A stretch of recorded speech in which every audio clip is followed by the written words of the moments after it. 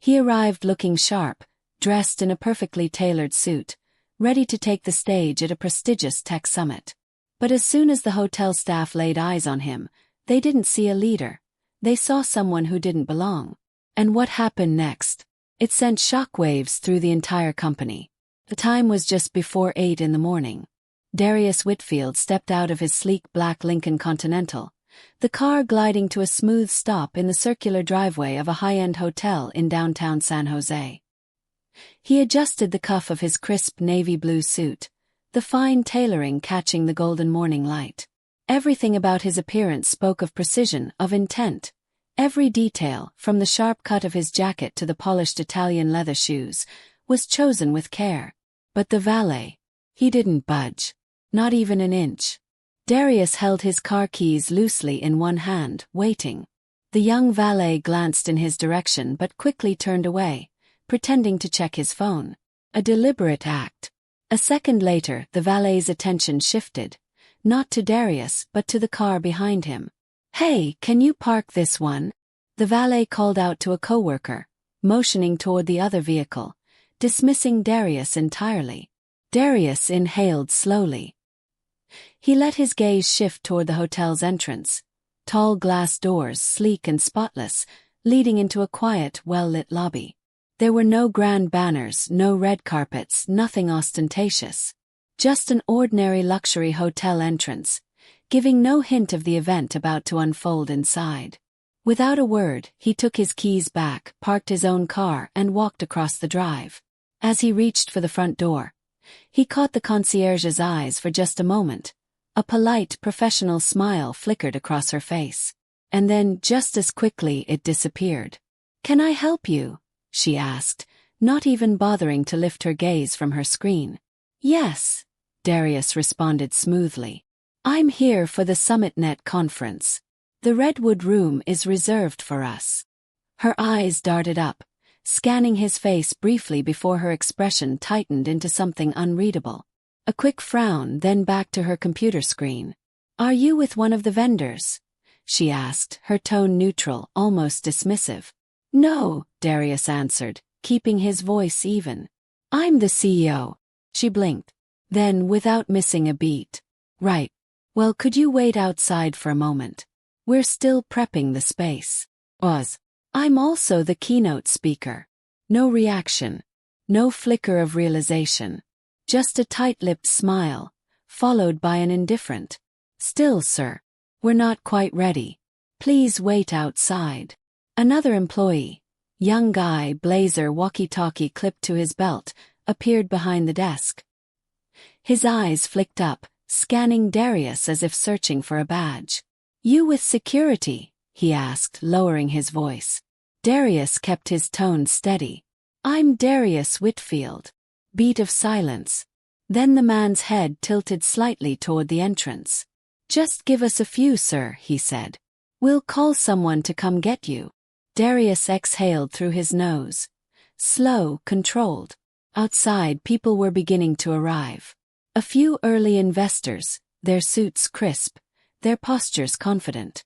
One of them, a white man in a gray plaid suit, was greeted instantly. Handshakes, warm smiles, effortless entry.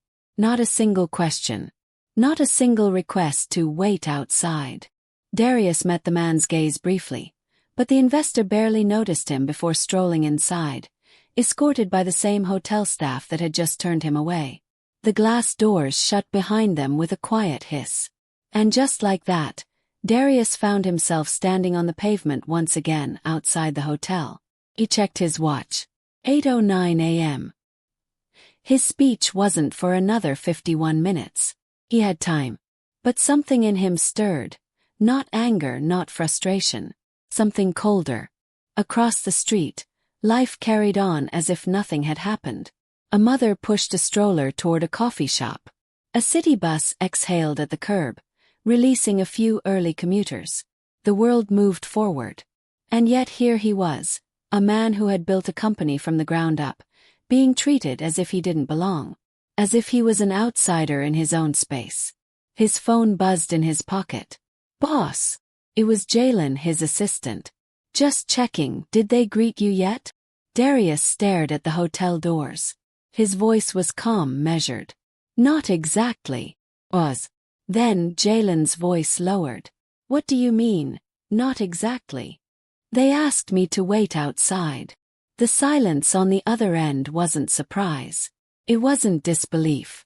It was understanding. Jalen had worked with Darius long enough to recognize that when he spoke in this tone, level, controlled, it meant he wasn't just stating facts. He was processing them, storing them. Want me to come down? Jalen asked. No, Darius replied. Stay with the investors. They'll be arriving soon. Let me handle this. He ended the call, straightened his tie, and walked back through the doors. The woman behind the counter looked up, her expression neutral. I thought I asked you to wait outside, sir, she said, barely glancing up from her keyboard. And I did, Darius replied. Now, I'd like to speak with the event coordinator. For the first time, her eyes met his directly. No apology, just hesitation. Mr. Whitmore, was it? Whitfield. Was. Then, turning to the young man with the walkie-talkie. Can you call Gina from events? The employee nodded and walked off. Just then, a bellhop wheeled a luggage cart past them, carrying neatly stacked briefcases. Across the lobby, two of Darius's board members stepped out of the elevator, their SummitNet conference badges clipped neatly to their suits. As they walked by, a hotel manager materialized out of nowhere to greet them, shaking their hands enthusiastically. Darius raised a hand slightly, signaling for the manager's attention. A fleeting glance, a moment of hesitation, and then the manager turned away. Darius exhaled, turning back to the front desk. His voice was calm but firm. I'm going to say this one more time. I'm not a guest. I'm not security. I'm not a vendor. I'm the reason this event is happening. 60 of the most influential investors in West Coast tech are here because of me. I organized this summit. I booked the Redwood Room. I booked 2 floors of your suites. Silence. Before the woman could reply, the young man returned. She's on her way, he said. Then after a pause he asked, wait, you're really the CEO? Darius gave him a small smile. I didn't just build this company. Financed it. I wrote the first line of code. I signed the contract with this hotel. And I chose this location because I believed in professionalism. The silence that followed was different. It wasn't disbelief. It was discomfort. And before anyone could say another word, Gina from events appeared, already talking. Mr. Whitfield, I am so sorry for the delay. Please come with me.